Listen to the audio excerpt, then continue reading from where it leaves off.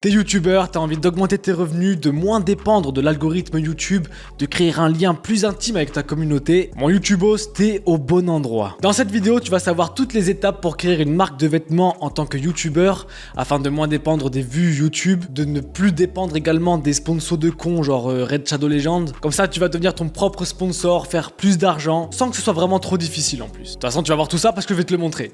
Sur ce, commençons. On se retrouve ici. Ça, c'est toutes les étapes pour créer ta marque de vêtements en tant que youtubeur en 2025. La toute première étape pour créer sa marque de vêtements, c'est qu'il faut que tu définisses ton audience. Donc il faut que tu regardes dans quelle niche t'es et qu'est-ce qui va intéresser les gens qui te regardent. Si on prend l'exemple du youtubeur Josplay, il est dans la niche jeux vidéo, mais il a surtout une grande communauté qui est dans la niche Pokémon. Et il a annoncé d'ailleurs qu'il allait faire une marque de vêtements axée sur Pokémon, donc son audience adore Pokémon. Il va venir faire du merch sur Pokémon, tout simplement. Également, il faut que tu regardes l'âge de ton audience. Si tu as une audience qui est située entre 18 et 34 ans, sache que c'est parfait. Si la majorité de ton audience est là-dedans, c'est le mieux parce que c'est ceux qui ont du pouvoir d'achat et qui seront plus intéressés par ce que tu vends parce que tu auras sûrement également le même âge que eux.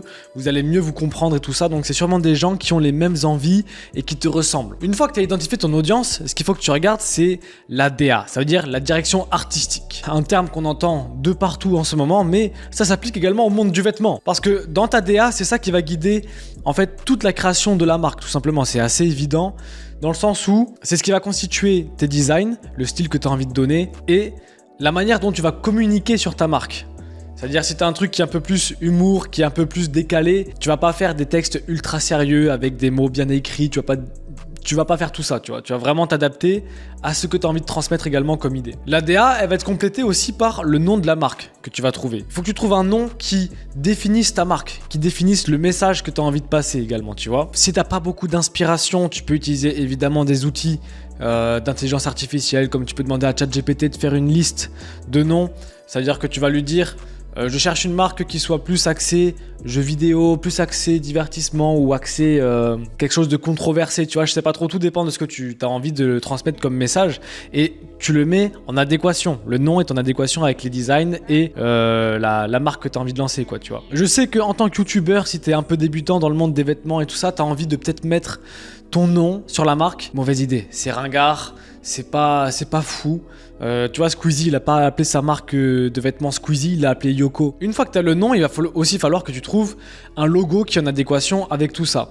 Donc, tu peux soit utiliser Canva, Photoshop si tu as les compétences, ou sinon tu vas sur Fiverr, il y a des gens qui le font pour pas très cher. Tu as moins de contrôle dessus si tu veux, comme c'est pas toi qui le fais. On est mieux servi que par soi-même sur les logos, mais tu peux le déléguer largement et peut-être que même les gens le feront mieux que toi. Des fois, il faut savoir aussi un peu baisser son ego, tu connais. Mais en tout cas pour moi, je m'occupe vraiment de toute cette partie-là parce que j'ai une vision claire si tu veux de ce que je veux et je préfère quand c'est moi qui le fais tout simplement. Donc tout dépend de toi si tu as les compétences et si tu as aussi l'envie de faire toute cette partie artistique ou si tu as juste envie de vendre le produit. Ensuite, donc, ce qui est le plus important évidemment sur les vêtements, ça va être le design que tu vas venir poser dessus. Parce qu'à partir de ce design, on va avoir le message de la marque. Et c'est là qui est le plus important, c'est-à-dire que limite le message est plus important que le design. Ce qu'il faut comprendre, c'est que tu n'achètes pas juste une marque, tu n'achètes pas juste un design. Quand tu achètes des vêtements, tu achètes une appartenance, tu achètes un lifestyle, tu achètes comme une nouvelle personnalité par exemple si tu veux. Si j'étais habillé en costard, tu me percevrais d'une autre manière. Si j'étais habillé avec un débardeur, pareil, tu te dirais ah il est sportif et tout ça. Donc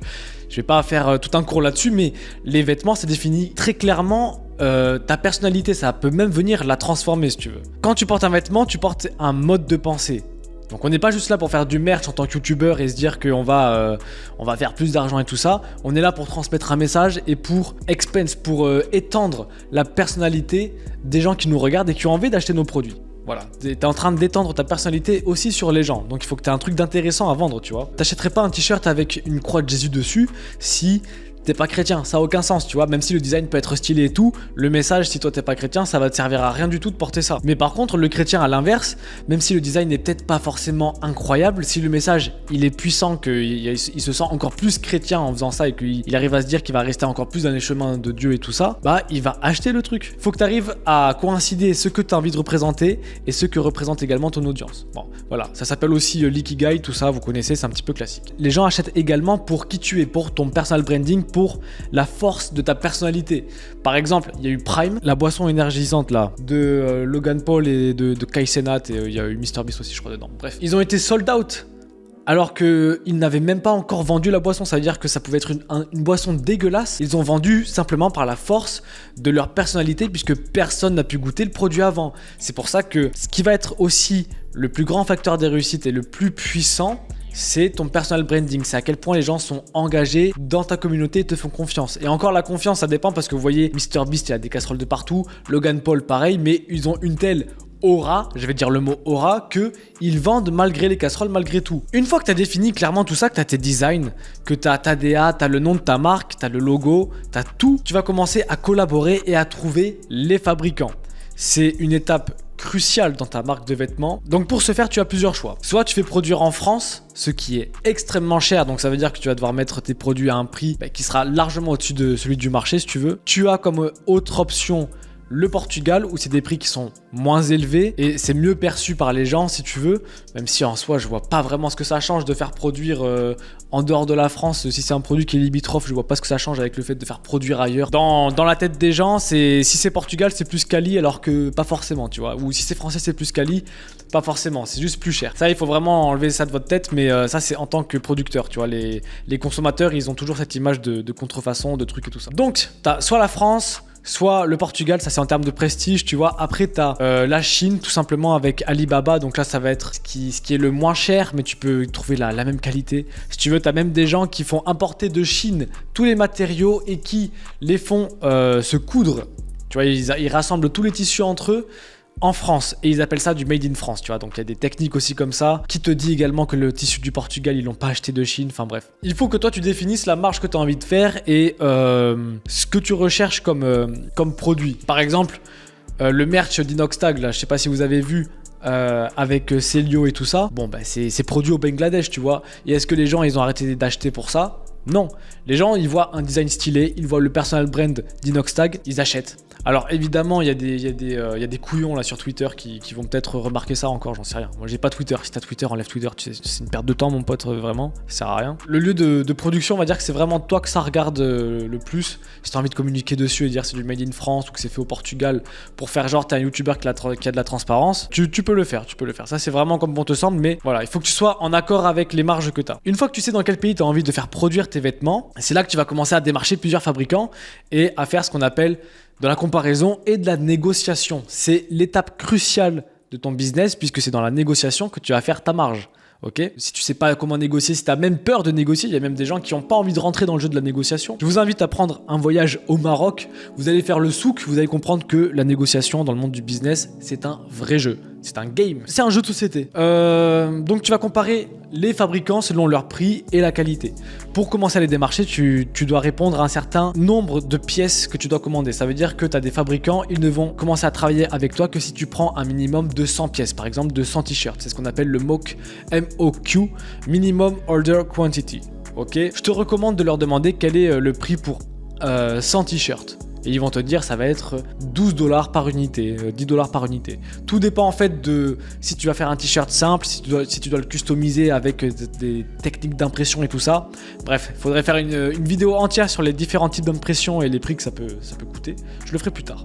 Donc une fois que tu as discuté des prix, tu vas aussi également leur envoyer un mock-up, ou également appelé un tech pack, c'est-à-dire que c'est le t-shirt qui est à plat sur un truc en 2D avec ton logo en HD, avec tous les codes couleurs, t'expliques absolument tout sur ce tech pack, que ce soit les dimensions, que ce soit le logo, tu mets absolument toutes les informations possibles dessus pour que ça soit le plus clair dans la tête du fournisseur et qu'il puisse se définir clairement le prix. Et vraiment, quand tu démarches les fournisseurs, il faut absolument que tu sois le moins ambigu possible.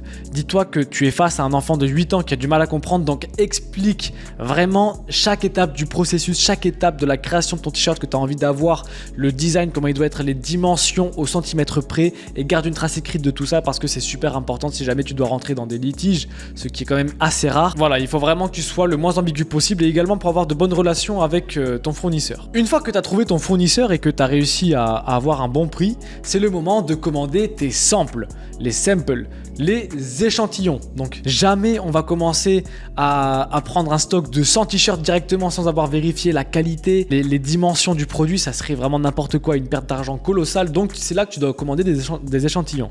Évidemment qu'ils vont être plus chers que si tu avais commandé en bulk order, ça veut dire avec ton stock de 100 pièces, tu vois. Donc un t-shirt par exemple, il peut te coûter à 70 $, tu vois, 80 $, 100 $, j'en sais rien. Tout dépend de la customisation et du prix d'expédition et de là où t'es. Donc tu vas devoir commander un sample de plusieurs fournisseurs pour comparer la qualité et tout ça. Et il faut que tu négocies le remboursement des samples lorsque tu vas placer la bulk order. Waouh, l'accent de ouf. Bulk order, on va dire comme ça tout simplement, parce que si je mélange les deux, c'est bof. La bulk order, donc comme j'ai dit, c'est la grosse commande, ta commande de 100 pièces. Lorsque tu as ton sample, c'est important que tu vérifies absolument tout. La qualité du tissu, quand tu le laves, est-ce qu'il a une bonne durabilité, est-ce que l'impression est bonne, est-ce que les dimensions sont ok, tu vérifies absolument tout et tu fais un bon feedback clair, net, précis et sans bavure à ton fournisseur pour qu'il rectifie tout ça lors de la bulk order, c'est primordial. Et donc une fois que tu as validé le fournisseur avec qui tu as envie de bosser et que les samples te semblent ok, c'est là que tu vas vraiment entrer dans le jeu de la négociation. Et lorsque un fournisseur te donne un prix, c'est là qu'il faut que tu commences à te torcher avec. Vraiment, le prix qu'il te donne, tu le prends, tu le mets entre tes fesses et tu fais comme ça avec tes fesses, t'as vu. Comme j'ai dit, la négociation, ça fait partie du jeu, surtout avec les fournisseurs, ils adorent ça. Ils vont paraître durs et tout ça, ça fait partie du jeu de négocier un max. Parce que là où tu vas faire ta marge en premier lieu, c'est sur la négociation, c'est sur le prix brut auquel tu vas acheter ta marchandise. C'est là que tu fais ta marge, c'est là que tu fais ton argent. Vraiment, c'est important de garder ça en tête. La technique pour bien négocier, c'est de proposer un prix qu'on appelle un prix aberrant. Le fournisseur va te proposer, je sais pas, un t-shirt à 11 $. Toi, tu dis ta target price, ça veut dire ton prix cible. Tu dis toujours my target price. On va dire qu'il est de 4 $. Genre tu viens limite baisser le truc de... Tu viens le diviser par 2 le prix limite. Tu vas pas loin de ça. Évidemment que c'est n'importe quoi. Il n'acceptera jamais. Et il va te dire n'importe quoi. Mais jamais on va travailler ensemble si tu fais ça. Tu dis ok. Je te propose à ce moment-là 6 $. Le poteau il va te dire non là encore c'est trop bas tu vois. Par contre on peut peut-être le faire pour 8 $. Tu vois, comme je vois que tu as augmenté le prix, je vais te dire, moi je vais le baisser, je vais te proposer à 8 $. Une fois qu'il te propose ce 8 $, tu vas lui dire un prix très précis, comme par exemple 7,87 $. Et c'est important d'être précis sur les centimes parce que tu vas lui dire, écoute, avec mon équipe, on a calculé et notre dernier prix, vraiment last price, c'est 7,87 $ précisément. Et tu lui dis que tu peux pas aller plus loin. C'est vraiment ce que vous avez calculé qui sera le mieux pour la rentabilité et pour tout le business, quoi, en gros. Et là, boum, tu as obtenu une réduction de 25% parce qu'il y a de grandes chances qu'il accepte. Et si lui, il accepte pas, tu iras négocier avec quelqu'un d'autre. Ou tu peux même dire des fois, tu envoies des screenshots de fournisseurs et tu dis, écoute, il y a ce fournisseur qui me propose ça pour tant, mais j'ai vraiment envie de travailler avec toi parce que j'ai un bon feeling et tout ça. Parce que voilà, il y a aussi du feeling avec les fournisseurs. C'est des humains, c'est pas des robots. Donc limite, tu peux même parler des fois tous les jours avec eux et maintenir un bon lien social avec eux. Ça va jamais être tes amis, mais ça peut être de très bons partenaires de business. Leur but, c'est de faire de l'argent. Et si tu leur fais des grandes commandes, si tu te comportes bien, ils vont faire plus d'argent également derrière. Parce qu'il va y avoir aussi une récurrence. Et une fois que tu as travaillé avec un fournisseur, que ça se passe bien, tu retravailles avec, tu dis écoute, maintenant on fait du long terme, est-ce que tu peux baisser un petit peu tes prix? Donc en gros, la technique de négociation que j'ai donnée, c'est quelque chose qui va venir un petit peu court-circuiter le cerveau du mec en face. Parce qu'il se dit putain, il m'a proposé un prix de ultra bas. Après, il est remonté un petit peu. Je vois qu'il a fait l'effort d'arriver jusqu'à 7,87 qui était proche de mes 8 $. Bon ben, j'accepte, je vois qu'il fait des efforts en face, je vais en faire aussi. Une fois que tu as bien négocié le prix que tu voulais par pièce, il faut que tu calcules et que tu demandes bien également le prix d'expédition, le coût d'expédition, parce que des fois, il y en a qui abusent. Tout dépend si tu es en DDP ou en DAP, ça veut dire est-ce que tu es en livraison jusqu'à ta porte ou est-ce que tu es en livraison ou c'est toi qui vas devoir t'occuper du dédouanement, à savoir devoir payer la TVA, les charges et tout ça. Moi je conseille pour avoir moins de charge mentale, comme dirait Mastu, de faire du DDP, c'est le plus simple, c'est un peu plus cher mais c'est le plus simple. Mais il y a des fournisseurs qui se font une marge justement sur le DDP, ça veut dire qu'ils te proposent un produit pas cher mais la marge se fait sur l'expédition, sur le DDP et ils abusent. À ce moment-là, ce qu'il faut faire, ça veut dire comparer avec des forwarders, ça veut dire des expéditeurs, ils sont juste là pour faire la logistique si tu veux. Et là, ça va être des prix moins chers, ils vont te dire écoute, c'est 2 $ par kilo, un truc dans le genre, tu vois. Donc si tu as 50 kilos à envoyer de de vêtements, ça te fait 100 $ d'expédition. Donc si tu vois que ton poteau avec qui tu bosses, il te dit ouais l'expédition elle a 300, tu dis non là c'est n'importe quoi. Si tu veux on peut le faire à 110, 120 comme c'est toi qui s'occupe de l'expédition et tout, ok. Mais voilà, comme ça tu auras une meilleure idée des prix du marché. Sur le shipping, quand tu vas faire la livraison, priorise le bateau. Le bateau ou l'avion. L'avion ça va être plus cher mais ça va mettre moins de temps, et le bateau c'est extrêmement long mais c'est un peu plus safe. Tout simplement le train, à chaque fois que j'ai fait expédier par train, j'ai eu des problèmes de livraison, ça a été extrêmement long. Voilà, tout dépend de la marge que tu as envie d'avoir sur tes produits également et de l'urgence de la livraison. Donc une fois que vous êtes d'accord sur le prix, sur les samples, sur les dimensions et tout ça, tu vas négocier un paiement en 2, 3 ou 4 fois. Ça veut dire que tu vas... Ce qui est le plus courant, c'est d'abord payer 50% avant la production pour que le fournisseur aille acheter tout ce qui est issu, le matériel, faire fonctionner les machines, et tu payes l'autre partie des 50% avant l'expédition, juste quand il est sur le point de faire l'expédition et que la production est finie. Ça peut t'éviter des galères, j'en ai jamais eu encore à ce moment-là sur ce stade-là, mais c'est le plus safe et le plus intelligent à faire. Donc n'aie pas peur de dire écoute, moi je vais faire un 50-50, ils sont habitués à ça, ils sont là pour ça. Faut pas être timide, vraiment, il faut vraiment pas être timide sur la négociation, jamais. Ensuite, une fois que vous êtes d'accord sur l'expédition, le prix et que le paiement a été fait, n'oublie pas de lui demander de mettre tout ce qui est le shipping mark, ton numéro EORI qui te permettra d'importer d'un monde qui est en dehors de la France pour le faire venir jusqu'à la France, donc pour passer les douanes, ça c'est important. Mais c'est super facile à faire le numéro EORI, et dans tous les cas, si vous prenez mon accompagnement qui se trouve dans la description, je vous aide à l'obtenir. C'est vraiment super facile, en 2 clics c'est fait, en 2 jours c'est bon, vous l'obtenez. Et une fois que c'est expédié, tu demandes à ton fournisseur le track number, donc pour aller suivre ta commande quand elle va passer le dédouanement et tout ça, et puis hop, t'as les biens qui sont chez toi. Tu as toutes les pièces, tu as tous les t-shirts par exemple qui sont arrivés chez toi, et ça tu vas venir l'entreposer dans une pièce au hasard, on s'en fout. Maintenant qu'on a fait toutes ces étapes, il est l'heure de commencer un petit peu à penser à comment vendre ce stock. Premièrement, il faut que tu établisses le prix et tes options de livraison. Donc ça, c'est toi qui vois la marge que tu as envie de mettre, c'est toi qui vois le branding que tu as envie de donner à ta marque aussi. Si tu mets plus cher, forcément, ça va paraître comme étant plus de qualité et plus luxueux dans la tête du client. Cependant, il y a quand même une règle à respecter pour avoir une bonne rentabilité, c'est un minimum x3. C'est vraiment le strict minimum parce que derrière, tu vas avoir toutes les charges d'expédition, les charges avec l'URSSAF, les impôts et tout ça. Donc, ça peut très vite commencer à partir et dégringoler. Le mieux, c'est de viser une rentabilité à 50%. Dans le textile, c'est plutôt vraiment bien. Mais un minimum, sinon à 33%, c'est ok aussi. Concernant les frais de port, lorsque tu vas être sur ton site et que tu vas créer le site et que tu vas pouvoir mettre est-ce que la livraison est gratuite ou payante, ça c'est toi que ça regarde également, calcule ta marge. Mais garde en tête qu'une livraison gratuite, évidemment, ça va augmenter le taux de conversion. Sinon, la meilleure technique également, selon moi, c'est de dire la livraison est gratuite à partir du moment où tu prends, où tu dépenses tant. Si tu dépenses 100 €, la livraison est offerte, tu vois, un truc comme ça. Une fois que tu as calculé tout ça, il est grand temps de commencer à créer ton site web. Pour ce faire, on va utiliser le classique Shopify, qui tout simplement ne déçoit jamais. Il est facile d'utilisation, il est personnalisable, il y a des thèmes qui sont super faciles à utiliser, comme par exemple le thème Down qui est rapide à configurer et qui convertit bien. Et puis, c'est idéal pour commencer, et avec mon lien dans la description, tu as Shopify à 1 $ seulement pendant 3 mois. Donc c'est limite, tu as 3 mois gratuits Shopify, quoi. Et c'est vraiment tout simplement la frappe. En 4 heures, tu peux largement avoir un site qui convertit parfaitement. Et si tu n'as aucune expérience là-dedans, sache que c'est ultra facile, et que également si tu prends mon accompagnement, je te fais le site de A à Z, un truc qui performe, un truc avec toutes les applications qu'on a en supplémentaire pour venir augmenter le panier moyen et la conversion, le taux de conversion tout simplement. Donc je vais pas rentrer en détail sur ce qu'il faut mettre dans ton site et tout ça. Tu mets une belle page d'accueil, la page produit, faire un beau copywriting et tout ça. On rentrera en détail sur le site une prochaine fois parce que sinon la vidéo va être beaucoup trop longue.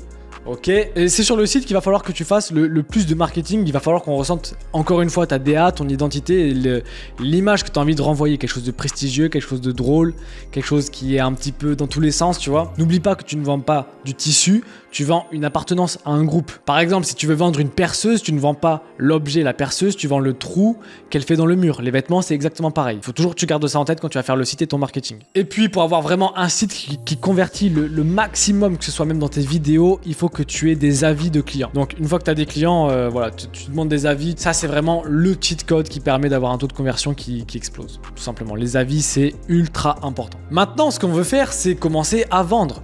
Comment est-ce qu'on va vendre? C'est en faisant premièrement des précommandes. Ça veut dire que tu as reçu un sample, un échantillon de ton produit et tu vas commencer déjà à en parler en vidéo, à en parler sur tes réseaux sociaux, en story Instagram, peu importe le réseau où tu es le plus actif et où tu as le plus d'intimité avec ta communauté, c'est là que tu vas commencer à présenter ton sample, à dire que la marque arrive bientôt, il faut que tu le teases, tu vois.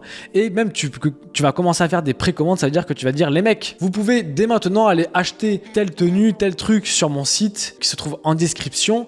Et il arrivera dans 3-4 mois et tu donnes une deadline, tu vois, et tu la respectes au maximum. Après, si tu as des problèmes de livraison avec ton fournisseur ou des retards ou quoi, ça se fait. On peut toujours gérer ce genre de problème logistique. Mais voilà, il faut que tu t'engages en fait à rendre ça en temps et en heure. Et les gens peuvent déjà commencer à venir acheter tes produits. Et c'est là que tu vas vraiment voir si le projet a du potentiel ou si peut-être t'en parles mal ou les designs ne plaisent pas forcément. Voilà, c'est ultra important et ça va aussi te permettre de faire du cash flow, donc un petit peu d'argent pour venir financer lorsque tu vas faire ta grosse commande si tu veux. Et tu vas pouvoir voir vraiment l'intérêt que les gens ont pour ta marque. Lorsque tu fais la technique des précommandes, ce que vraiment j'oblige à faire, c'est le mieux, c'est le mieux du mieux du mieux du mieux, c'est là où tu as le moins de risques parce que ça peut faire peur de se lancer dans la marque de vêtements, on va se dire putain je vais pas vendre et tout. Avec les précommandes, t'engages juste 70 $ et si tu vois que ton produit se vend pas, ce qui n'est pas vrai parce que tu as ton personal brand, il se vendra dans tous les cas, crois-moi, ben ça te permet de te rassurer, de dire putain j'ai fait des ventes. Et je vois que ma communauté elle est engagée là-dessus, ok, je commande un tel stock, tu vois. Ça te permet de bien calculer aussi ta rentabilité et voir tout ça. Donc tu vas en parler en vidéo sur tes les différents canaux d'acquisition que tu as, tout simplement TikTok, Instagram, YouTube. Et pendant les précommandes, il se peut qu'il y ait peut-être des gens qui viennent par mail te dire « Ah, c'est un peu long, j'aimerais savoir où en est ma commande » parce que c'est toujours comme ça, quand tu n'expédies pas au bout de quelques semaines, il y a quand même des clients qui s'inquiètent parce qu'ils ont besoin d'être rassurés. Ce que tu vas faire, c'est envoyer des mails environ une fois par semaine pour donner des nouvelles sur l'avancée de la production. Tu vas envoyer des photos de comment se passe la production des t-shirts ou de ton produit quelconque et tu viens dire aux gens que c'est en cours de préparation, ça arrive bientôt, soyez prêts et chaque semaine tu vas faire ça pour que le client sache vraiment que tu l'as pas pris pour un con et qu'il va recevoir un produit de qualité et que tu es là pour répondre à chacune de ses demandes. Dès que tu reçois un mail d'un client, tu es obligé en tant que bon service client de répondre en moins de 24 heures. Vraiment, c'est ultra important. Réponds en moins de 24 heures, c'est ce qui va venir créer ce sentiment de confiance avec ton client. Maintenant qu'on a mis en place le système de précommande, que tu sais comment tu vas en parler, que tu as le sample, tu sais à quoi va ressembler ton site, tout est prêt pour vendre. Comment est-ce que tu fais justement pour vendre et imprimer du cash? Ce qu'il faut que tu comprennes, c'est qu'à partir de maintenant, tu n'as plus vraiment besoin de sponsor. Tu n'en as tout simplement même plus besoin. C'est un bonus parmi tant d'autres. Tu es ta propre sponsor. Chaque vidéo est une opportunité pour te sponsoriser toi-même et c'est extrêmement puissant parce que de un, c'est ton projet, donc les gens vont venir te soutenir encore plus. Deuxièmement, tu as cette indépendance, cette liberté et cette prise de risque que les gens vont venir apprécier. Ils vont se dire putain, il n'est pas en train de me parler de Raid Shadow Legends ou j'en sais rien. Il est en train d'essayer de me vendre quelque chose, mais c'est lui-même qui l'a créé, il a mis de son énergie, il nous apporte quelque chose, c'est pour nous qu'il l'a fait. Tu as une image qui est bien meilleure si tu veux par rapport à cette sponsorisation là. Les gens ils vont pas se dire ok, encore un truc où le mec il a pris un billet, c'est que là c'est toi qui as mis les billets et qui est en train d'essayer de régaler les gens, t'es en train de donner ce que les gens désirent, tu vois. Donc pour parler de ta sponsorisation, tu sais comment c'est fait une sponsorisation, surtout pas comme ça. Oui, la marque de vêtements avance bien, je vais lancer des t-shirts très récemment, avec un script, non. Fais quelque chose de drôle, original, mets ta patte, montre qui tu es. Il faut que tu en parles de la même manière que si tu étais en train de parler à un pote, tu vois. Il faut que ce soit vraiment détendu. Là, t'as ta DA qui est complètement libre. T'es pas comme avec une sponsor où t'as un putain de texte à dire avec des phrases auxquelles tu crois peut-être pas forcément. Là, c'est vraiment toi-même, tu vas venir faire ton propre texte avec tes propres blagues, tu peux être borderline, tu peux dire tout ce que tu veux, les gens vont acheter parce que c'est toi et parce que t'as une putain de DA. Si t'as envie d'être un mec drôle dans le truc, tu fais le mec drôle. Moi par exemple, j'ai vendu, on espère vendre cette année plus de 1000 boxeurs. 1000 boxeurs mon gars, donc comment est-ce que j'en parle?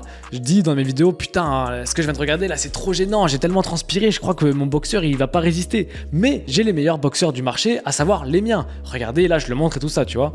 Et puis je porte moi-même mes propres vêtements, j'en suis vraiment convaincu, je suis convaincu de la qualité du design, moi je les kiffe les vêtements que je fais. Donc si les gens ils voient aussi que tu kiffes et que tes vêtements sont vraiment stylés, ben sache que ça va avoir encore plus de valeur parce que tu crois vraiment au projet et les gens ils le ressentent ça. Les gens le ressentent si tu es vraiment émotionnellement impliqué dans ton business. Bref, t'es pas obligé de faire une vidéo en mode je lance ma marque de vêtements, où tu fais une vidéo de 10 minutes où tu parles de tes vêtements, les gens s'en battent les couilles, on n'est plus en 2018, tu fais ce qu'on appelle des sponsorisations. Tu parles de ton projet, tu dis que les précommandes sont lancées, porte les vêtements en vidéo, tu montres comment est-ce qu'ils rendent. Tu fais ça sur une durée de 1 minute comme une vraie sponsor en fait. Tu es ton sponsor et tu vas te faire de l'argent comme ça grâce à toi, à la sueur de ton front. Crois-moi que c'est beaucoup plus gratifiant que de faire des trucs pour d'autres marques. Et si tu fais des vêtements stylés pour ta communauté, de 1, tu auras plus de cash, de 2, tu auras une communauté qui sera encore plus intime avec toi puisque tu leur as vendu un produit que tu as toi-même fait et qui porte ton identité. En gros, c'est que du positif. Maintenant, il est temps de faire ta promotion sur les réseaux sociaux. En parler sur YouTube, c'est pratiquement que suffisant. Mais on a aussi d'autres canaux comme TikTok et Instagram. Et ça, c'est important. Donc tu peux faire des Reels, tu peux faire des petites vidéos TikTok. Soit tu peux te prendre comme une vraie marque à faire les trends qu'on connaît, genre lancer le vêtement par terre et puis se déplier d'un coup, des trucs dans le genre. Bref, il y a plein de trends sur les vêtements. J'en ferai une vidéo à part pour comment vendre sur TikTok ou Instagram. Mais tu peux aussi faire, et là c'est là que tu peux le faire, des Reels où tu dis j'ai créé ma marque de vêtements, voici les designs, et tu l'amènes également de manière originale, drôle, tout ça en rapport avec ta DA si tu veux.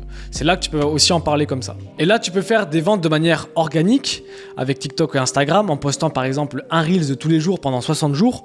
Il y a forcément un moment où ça va péter, où tu vas faire plus de vues sur une vidéo ou quoi, et ça va te ramener des ventes parce que tu auras mis le lien de ton site dans ta bio ou un truc dans le genre, tu vois, tu mets un CTA, un call to action dans ta vidéo. Et tu connais évidemment la recette, un bon hook plus un bon watch time égale vidéo à succès, donc tu peux te faire des vues, tu peux faire tout simplement de la visibilité gratuite en organique sur TikTok et Instagram, on le sait très bien.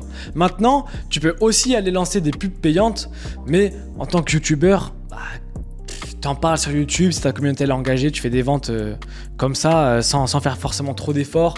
TikTok et Instagram, c'est pareil parce qu'ils sont engagés. Mais si tu as envie vraiment d'augmenter encore plus ton argent, tu peux faire des pubs payantes en passant évidemment par tout ce qui est méta. Ça va venir te permettre d'écouler ton stock plus rapidement. Donc là, il faudrait aussi que j'en parle dans toute une grosse vidéo de comment est-ce qu'on fait une bonne pub payante et avec l'arbre de décision sur ok, tu as investi 20 €, tu en as ressorti combien, est-ce que tu refais ta pub ou est-ce que justement tu la scales ou quoi. Ça c'est pour une prochaine vidéo. Tu peux faire des campagnes de pub sur Meta, sur TikTok, c'est le plus performant par rapport aux marques de vêtements.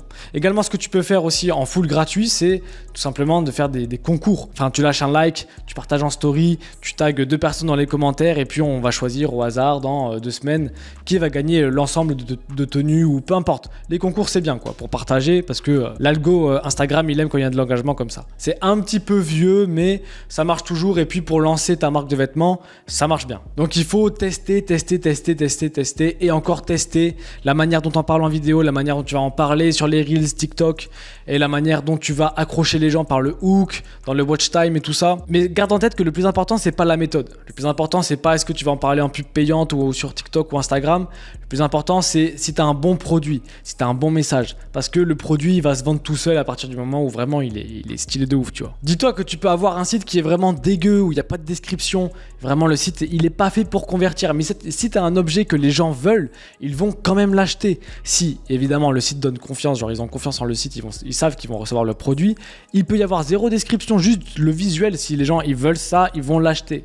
Ça, il faut le comprendre. Donc, passe le plus de temps possible sur ton produit et non pas sur comment améliorer le site, comment améliorer mes vidéos et tout ça. Et un bon produit de base.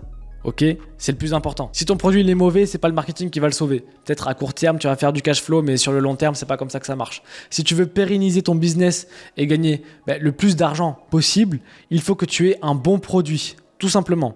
On n'est pas là pour du court terme ou faire du cash flow. On est là vraiment pour pérenniser et créer quelque chose de big, sur lequel tu peux compter et te reposer. Ensuite, une fois qu'on a tout ça, qu'on a eu des ventes, qu'on a commencé à faire de l'argent, qu'on a commandé tout le gros stock, qu'on a fait en fait le plus gros, il nous reste la dernière étape libératrice qui est expédier. Les expéditions, c'est le moment le plus tranquille. Voilà, c'est la dernière étape et après, on est bon. Lors de l'expédition, il faut que tu mettes des bonus dans ton paquet. Ça veut dire que si tu mets un t-shirt, il faut que par exemple il y ait un hang tag. C'est une étiquette, tu vois, comme si le produit était neuf et ça rajoute de la valeur perçue. Les gens ils reçoivent quelque chose en plus qu'ils n'ont pas commandé. ils adorent les bonus. Tu mets un flyer, des stickers, tu mets un beau packaging. Pour moi, c'était pour les boxeurs, j'avais fait un magnifique packaging, enfin je le fais encore. Ça augmente la valeur perçue, les gens ils se disent putain, j'ai commandé un boxeur, mais je reçois un magnifique packaging qui est collector, que je vais... Il y en a qui l'ont exposé chez eux, j'ai des photos de gens qui ont ça dans leur décor, tu vois, genre chez eux, c'est posé là comme ça, genre c'est une décoration. Et les gens ils vont se dire putain, il s'est fait chier, il s'est pas foutu de ma gueule, le produit est de qualité, il y a des bonus, je suis trop content. Et si tu lances une nouvelle collection, ce même client va venir racheter. Tu vas avoir une récurrence de clients et c'est ça qui fait pérenniser ton business. Tu peux avoir 20% de tes clients qui te font 80% de ton chiffre d'affaires. Loi de Pareto, tu connais, c'est la classique et c'est réel. Donc pour faire l'expédition, tu vas acheter une imprimante thermique, ça coûte à peu près 100 balles sur Amazon, mais c'est ultra rapide, c'est rentable en termes de temps. Avant, je le faisais avec du scotch, j'imprimais moi-même les images, je mettais du scotch comme ça tout autour. J'ai perdu un temps monstrueux avec l'imprimante thermique, c'est beaucoup plus rapide, beaucoup plus facile. C'est un excellent investissement. Et ensuite, derrière, ce qui va être pas cher, c'est d'acheter des pochettes d'expédition. J'ai fait de la merde lorsque j'ai commencé. J'ai acheté des cartons parce que je sais pas, j'ai pas bien réfléchi.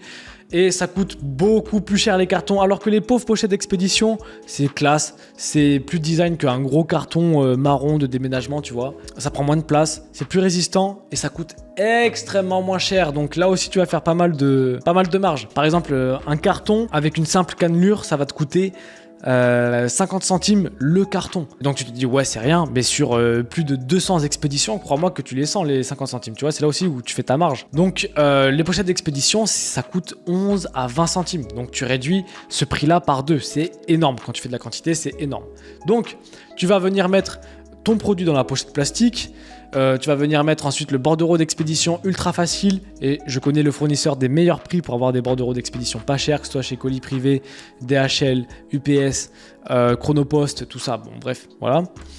J'ai accès au meilleur prix, tout simplement. Et tout ce que tu as à faire, c'est mettre ça dans ta voiture, un gros truc énorme. Tu prends une belle photo de toutes les commandes. Là, j'ai actuellement, moi, par exemple, 100 commandes que je dois expédier. Je vais faire une magnifique photo de tous les paquets là et tu vas livrer ça dans les bureaux de poste ou si jamais tu as un gros entrepôt où tu peux tout mettre à la fois, c'est le plus pratique. Mais en général, tu vas devoir aller te déplacer dans des petits bureaux qui acceptent les expéditions comme ça, quoi. Et tu vas faire la distribution comme dans ta ville. Et là, on est fini. C'était la dernière étape. Et boum, tu as juste à gérer le service client. Et puis, boum, tu as des clients qui sont satisfaits. C'est enfin le moment d'encaisser proprement ton argent et te dire ok c'est bon, cet argent là il est vraiment à moi. Et voilà comment est-ce qu'on fait une marque rentable en tant que youtubeur en 2025. Excellent business à lancer qui demande pas tant de temps que ça. Au final le temps que tu dois investir, tu l'investis une fois, tu l'investis pour les expéditions, peu importe le délai que tu as envie de faire pour les expéditions, sachant que lorsque tu as on va dire 2 commandes par semaine, 2 commandes par jour pardon, ou un truc dans le genre, tu peux faire livrer ton stock chez un gros expéditeur et là vraiment tu t'occupes de plus rien à part juste créer des collections et tout ça. Et c'est vraiment le top du top, c'est à limite passif, moitié passif évidemment. Donc voilà, ça c'est vraiment une vidéo pour avoir les bases pour lancer sa marque de vêtements. Évidemment, il y a encore plein de choses à voir, comme j'ai dit sur comment lancer une pub payante et tout ça, mais on verra toutes ces étapes-là plus en détail dans de prochaines vidéos parce que voilà, je vais pas faire une vidéo de 10 heures non plus, tu connais. Mais rien qu'avec ça, déjà, vous pouvez commencer à vous lancer et à faire vos premiers euros facilement et de manière indépendante et avoir une belle image en tant que youtubeur. S'il y en a qui ont envie de prendre un accompagnement personnalisé avec moi-même pour que je les accompagne sur absolument tout dans la marque, que ce soit de la création, de la DA, du logo, je m'occupe de tout. Je négocie avec les fournisseurs, je vous file les meilleurs fournisseurs que je connais, avec qui je travaille pour du long terme, avec qui on s'entend bien, on fait des appels vidéo, je vous file tous mes contacts, je vous fais également le site de A à Z et je vous guide sur comment est-ce que vous allez devoir parler dans votre vidéo, tout ci, ça. Et sur toutes les étapes en fait de la création, je suis là pour le faire pour vous. Tout simplement. Donc n'ayez pas peur de vous lancer, prenez un accompagnement, je suis là pour vous les gars. Et sinon, bon courage et des gros bisous. Mouah.